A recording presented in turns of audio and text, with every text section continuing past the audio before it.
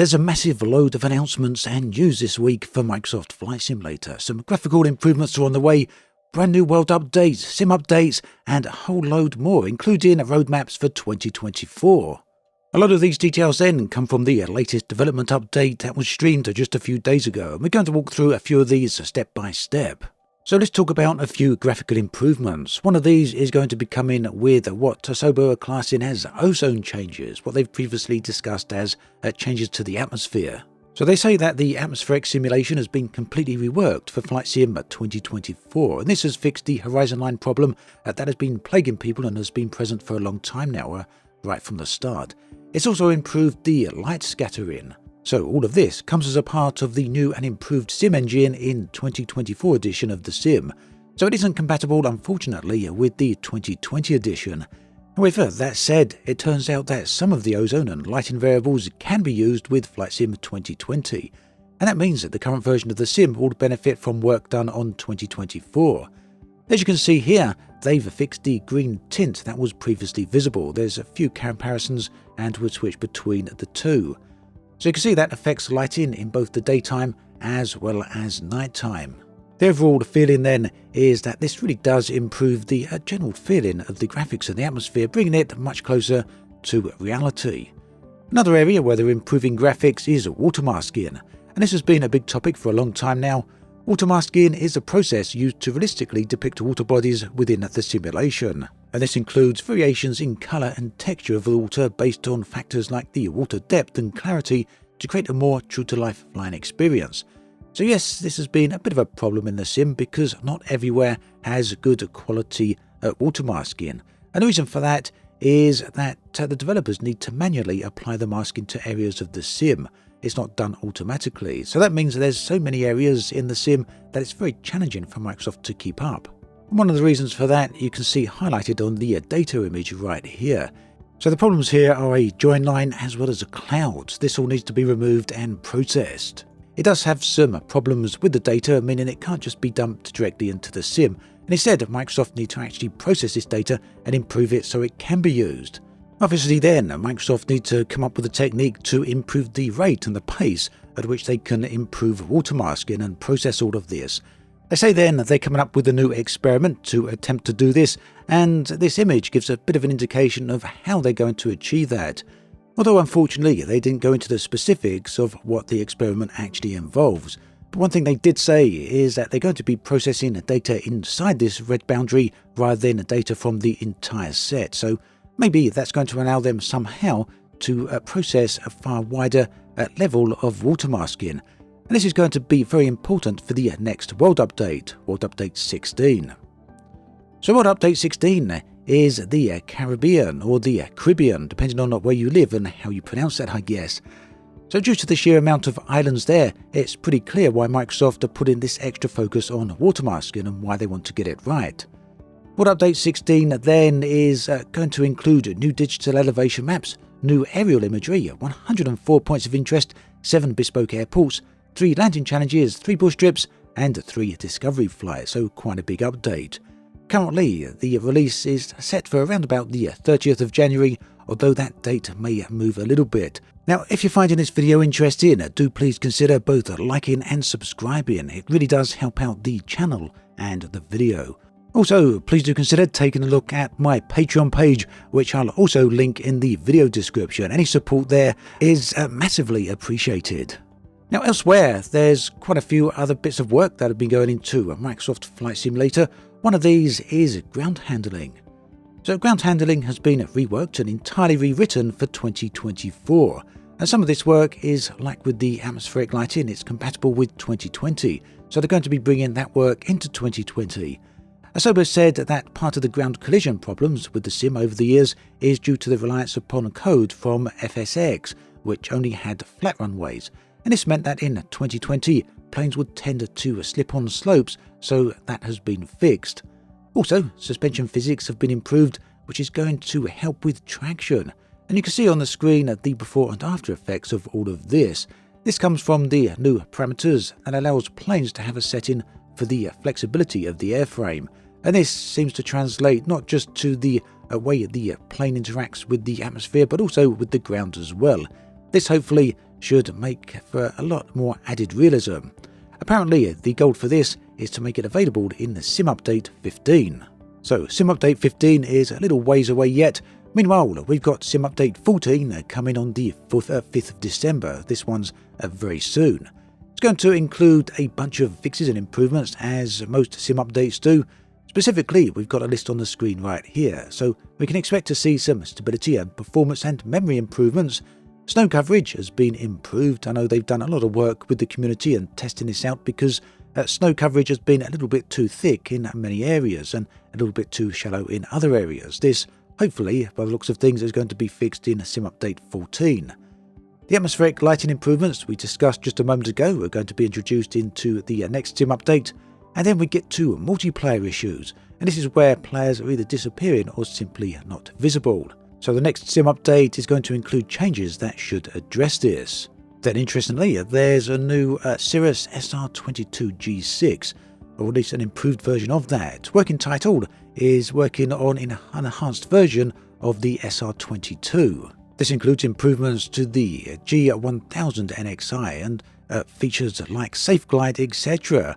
We're planning on including this updated aircraft in the next flighting release, say Microsoft, so that should be a free update for that specific plane, a good update by the sound of it. And then there's a range of fixes for a whole selection of other planes that are from the Game of the Year edition as well as the 40th Anniversary edition, and you can see that list on the screen right here. And finally, we got some information here. Live weather does not match real world, so it seems they've fixed an issue where the sim occasionally retrieves obsolete weather data. Going to be interesting to see whether or not that one actually pans out. After all, this is a problem they've been having for quite a while. Now, we did mention some airplane builds coming elsewhere. I don't think this is an update 14, but we've got the AnyBuilds A320. In fact, this isn't coming in update 14. So the AnyBuilds A320 is a new free plane. The release date for this is uncertain because currently it's in testing and it's caused the sim to crash. But it's likely to be a few more months until this is released because obviously those bugs and those issues do need to be repaired. In short though, this is going to be an improved version of the A320. So yeah, this is something that's really nice to see. In fact, I'm really pleased to see both Microsoft and Asobo continuing to work and improve upon the planes that were already included in the game. And yeah, that includes getting their partners to help out with that, whether it's AnyBuilds or Working Title or whoever else. This is really nice to see. Now, talking of other areas of the sim that need improvement, we get to the Content Manager and the respective download speeds. This is something I spoke about in a previous video. I know a lot of people, including myself, are having issues when it comes to downloads, and these can take a very long time, regardless of when you try and do these downloads. Sometimes it can be during peak times when there's a major update. Other times you can just want to reinstall a game and find it takes very long time and never maxes out your internet connection. So this issue was raised on the developer live stream and the response was pretty interesting. They said that there's two systems involved in the data distribution for these downloads, for these updates. We got the cap deposits and the content delivery networks known as CDNs. The use of CDNs, which spread data globally, adds complexity to the process, they say. The reasons for this vary, but can be caused by the distance of your computer to the server or how busy the servers actually are. So at that point, pretty much the standard affair, all the usual claims. It's possible and very likely that these servers also handle in more data than just that which is related to Microsoft Flight Simulator. It could be that these servers are used for distributing a whole range of other data. Either way, regardless of how this data is downloading, it brings us to the other issue, which is the cap deposits, the files that the update includes. And there's a huge number of these that need to be downloaded with each update, and these also need to be uncompressed once they reach your computer. So Asobo say that significant improvements have been made to the installation process during the download. So that would be, I guess, the uncompressing of the files.